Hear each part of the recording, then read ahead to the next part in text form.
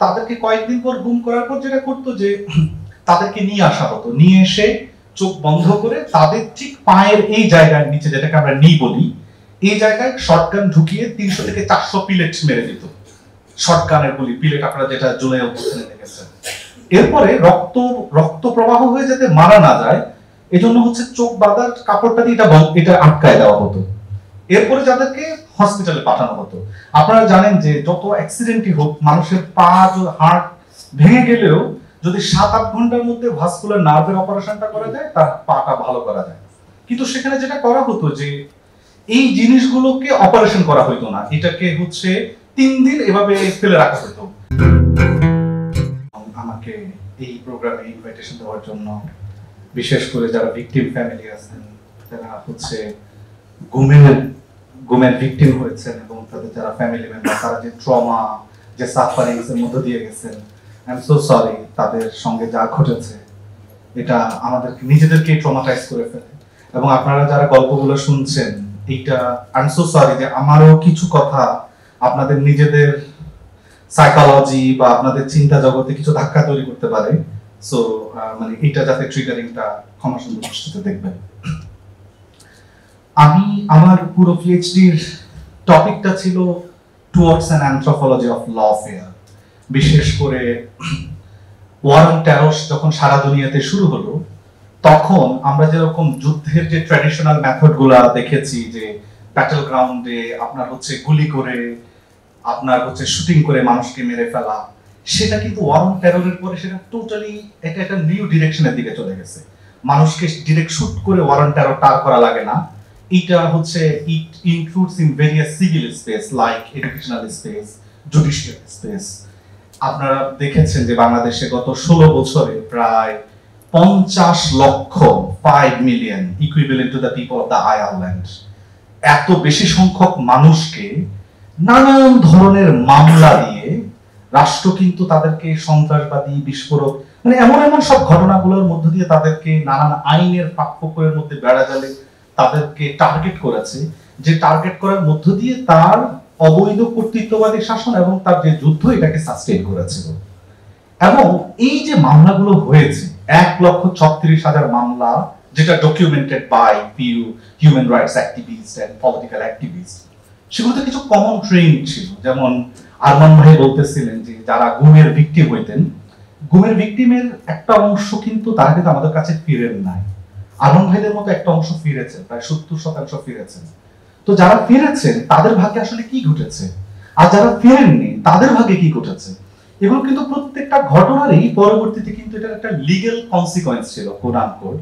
যারা ফিরে এসেছে, যেমন আমি দীর্ঘদিন মেহেরপুর, সাতক্ষীরা এইসব অঞ্চলে, তাদেরকে কয়েকদিন পর গুম করার পর যেটা করতো যে তাদেরকে নিয়ে আসা হতো, নিয়ে এসে চোখ বন্ধ করে তাদের ঠিক পায়ের এই জায়গার নিচে, যেটাকে আমরা নি বলি, এই জায়গায় শটগান ঢুকিয়ে 300 থেকে 400 পিলেট মেরে দিত। শটগানের গুলি, পিলেট আপনারা যেটা জুলাই অভ্যুত্থানে দেখেছেন।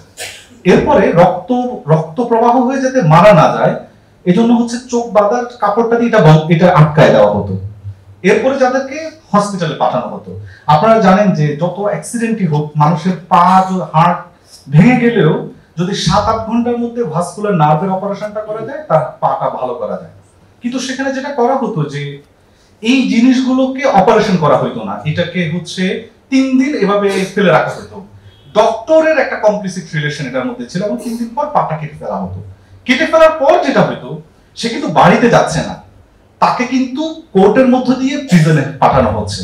এবং প্রিজনে যেহেতু সে ডিসেবল হয়ে গেছে, তাকে একদম কোর্ট প্রিজনের মধ্যে বাথরুমের সামনে রাখা হতো, কারণ তাকে বারবার কে তাকে বাথরুমের মধ্যে নিয়ে যাবে।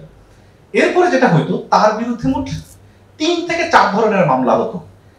কিছু কিছু জেলায় আমি দেখেছি যে সন্ত্রাস বিরোধী, বিশেষ করে রাজশাহী ডিভিশন এবং নোয়াখালী, লক্ষ্মীপুর এলাকায়, সেখানে হচ্ছে সন্ত্রাস বিরোধী আইনে কিছু মামলা দিত। সাতক্ষীরা ওই সব এলাকায় দিত হচ্ছে বিস্ফোরক দ্রব্য। কারণ এই যে মামলাটা হতো বা তাকে যে নিক্যাপিং বা অঙ্গহানি করে দেওয়া হচ্ছে গুমের পরে, এই ঘটনার তো who will take the responsibility? So the state, those who should, তারা কিন্তু they are not taking any responsibility. তারা এটাকে এমন ভাবে, তাদের যে লিগ্যাল রেকর্ড, এটাকে এমন ভাবে ইন্টারপ্রেট করতে ভায়োলেন্সের, যে ওই ব্যক্তি তার বন্ধুদের সঙ্গে কনফ্লিক্টের মধ্যে ছিল, দেন তার এক বন্ধু তাকে শুট করছে, ফলে তার এই ঘটনাকে কেন্দ্র করে তার যত রাজনৈতিক সহকর্মী ছিল সবাই কিন্তু ওই মামলাটার আসামি হয়ে যেত। সো এইটাতে এমন কয়েক ধরনের, একটা বিস্ফোরক দ্রব্য আইন, একটা হচ্ছে বিশেষ ক্ষমতা আইন, সন্ত্রাস বিরোধী আইন, অনেকগুলো মানে এই মামলাটাকে গভর্নমেন্ট ইউটিলাইজ করত। তো আমি এই মামলাগুলোতে ভিকটিম ফ্যামিলিগুলো এবং তাদের পরিবারের যে friends and lawyers, how they navigate the legal space, আমি সেটা নিয়ে কাজ করছিলাম। এবং আমি ফিল্ড ওয়ার্ক করার জন্য গত বছরের জুলাই মাসের শেষ দিকে ইউএস থেকে বাংলাদেশে এসেছি, স্টিল আই এম হিয়ার। কিন্তু আপনারা দেখেছেন জুলাইয়ের পরে একটা পরিবর্তন হয়েছে। এখন ভিকটিমরা they are asking for the legal remedy. কিন্তু একটা জিনিস হচ্ছে এখানে অ্যাগেইন দ্য কোশ্চেন, আমরা 5 আগস্টের পরে আমাদের এখানে যে ট্রান্সফরমেশনটা ঘটেছে, এটা কি সিম্পলি আওয়ামী ফ্যাসিজমের একটা ট্রান্সফরমেশন ঘটেছে? এটা ইটস এ বিগ কোশ্চেন। কারণ শেখ হাসিনা বা তার দলবলের লোকজন কিন্তু পালায়ে চলে গেলেও পুরো যে সেটেলমেন্টটা ছিল, military settlement, bureaucratic settlement, judicial settlement, আপনার হচ্ছে সিকিউরিটি এজেন্সিজ যারা এই গুমের কাজগুলো করতো, তারা কিন্তু still they are here. Judicial space যারা এই প্রত্যেকটা গুমের ঘটনাকে একটা লিগ্যালি তারা বৈধতা উৎপাদন করতো, সবাই কিন্তু they are here. Bureaucratic space. So এইটা নিয়ে আমরা যখন অন্যান্য দেশের সঙ্গে তর্ক বিতর্ক করি, African Rwanda, Liberia, south Africa, we need to be very careful about our own context, যে আমাদের এখানে আসলে ভিকটিমরা whether still they are capable to get justice, সেটা এই তর্ক বিতর্কগুলো আমি প্রতিদিনকার আমার কাজ হচ্ছে এগুলোকে অবজার্ভ করা।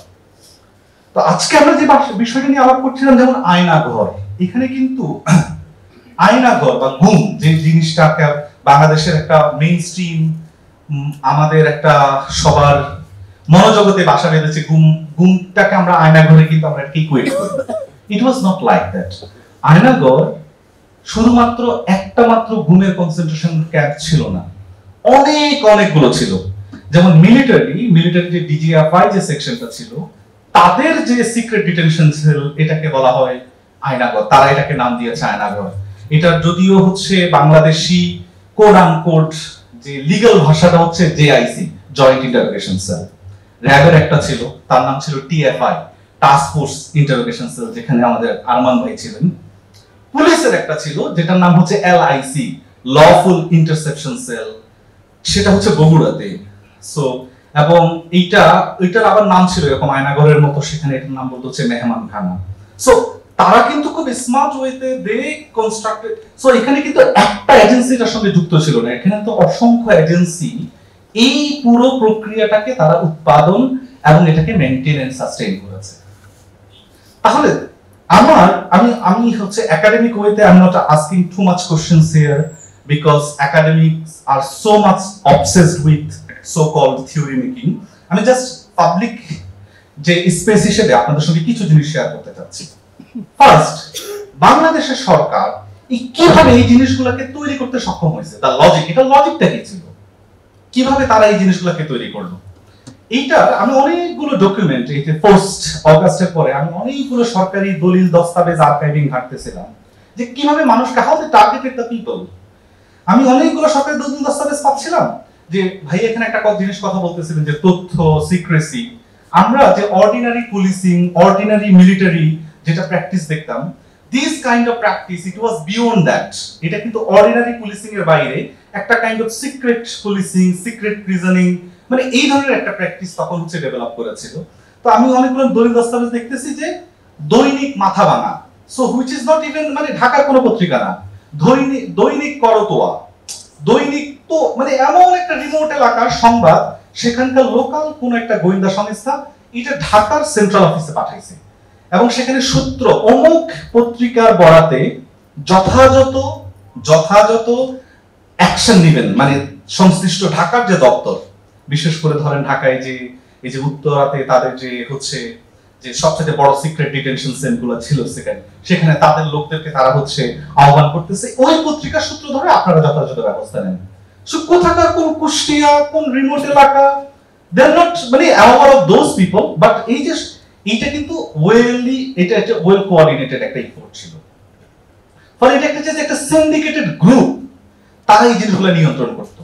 এটা যে শুধুমাত্র আপনার হচ্ছে আমরা যদি এরকম ভাবে বলি যে পুলিশ বাহিনী বা মিলিটারি বাহিনী, it was not like that. Military নিজের লোক অসংখ্য লোককে কিন্তু গুম করেছে। এখানে যিনি victim, he was himself a military person. এবং শুধু তিনি না, তার অসংখ্য ফেলো, যে আজকে আরেকজন থাকার কথা ছিল Maruf Zaman, he was also a military folk. Military তাদের লোকজনকে, পুলিশ তাদের লোকজনকে, র‍্যাব তাদের লোক, so they targeted their own very own people. এবং তারা এই যে টার্গেটগুলোকে তারা কিভাবে সেট করেছে, একজন বক্তা বলছিলেন বারবার যে হচ্ছে আমরা তো সবাই একই, পৃথিবীতে তো অনেক দেশে অনেক ধরনের কনফ্লিক্ট হয়, যে তারা দেখতে ডিফারেন্ট কালারের হয়, ডিফারেন্ট এথনিসিটি হয়, ডিফারেন্ট আপনার হচ্ছে রিলিজিয়াস রেশিয়াল ব্যাকগ্রাউন্ড, ওই জন্য সেখানে অনেক বেশি কনফ্লিক্ট হয়। আমরা তো বাংলাদেশের প্রায় 98% হচ্ছে বাঙালি এথনিক গ্রুপ, তাহলে why there were so many আপনার হচ্ছে এই যে এনফোর্স ডিসঅ্যাপিয়ারেন্স এর কেসগুলো ছিল। এইটা মানে এখানে আমরা একটা বড় অংশ আমরা দেখতেছি, we are calling ourself as Muslim also, but এই যে একটা হোমোজেনাস একটা বাংলাদেশ, এই যে বাঙালি মুসলমান সবকিছু হওয়া সত্ত্বেও এইটার এখানে কিছু ধরনের কালচারাল ট্রান্সলেশন এখানে ডেভেলপ করেছিল, যেখানে সার্টেন সেকশনস অফ মুসলিমনেস এটা হচ্ছে ডেমোনাইজ ছিল, and certain sections of the Muslimness এইটা বাঙালিনেস হুইচ ওয়াজ সামথিং, এটা ছিল আপনার এক্সপেক্টেড, এবং এইটা ছিল হচ্ছে এটা ট্রান্সনেশনাল, ট্রান্সএলিট, এবং এইটা it's normal and another kind of, এটাকে এমন ভাবে এটাকে আপনার হচ্ছে ফ্রেমিং করা হয়েছে। এবং এখানে বারবার তথ্যের কথা বলা হয়েছে, এই যে পুরো কাউন্টার টেরর ইন্ডাস্ট্রি বাংলাদেশে যে ডেভেলপ করেছে গুমের জন্য বা হচ্ছে এক্সট্রাজুডিশিয়ালি কিল করার জন্য, নাথিং ওয়াজ আরবিট্রারি। এগুলা কখনো আমাদের কাছে অনেক সময় মনে হতে পারে এটা খুব এক্সেপশনাল, হুট করে একটা জিনিস হইছে, মানে it was not like, it was very ordinary. মানে হচ্ছে এই যে নাজিব ভাইয়ের বক্তব্য, it was very ordinary process, একদম এভরিডে প্র্যাকটিস ছিল। এগুলো কিভাবে, এই যে এভরিডে প্র্যাকটিসগুলো কিভাবে হয়েছে, আপনারা দেখবেন যে গুমের কালচারটা একসময় আর্জেন্টিনাতে ছিল, এটা টার্কিতে ছিল একটা সময়, এবং ল্যাটিন আমেরিকাতে অনেক কিছু হচ্ছে, কিন্তু সাউথ এশিয়ান আমাদের যে কনটেক্সট, ইট নেভার হ্যাপেন্ড।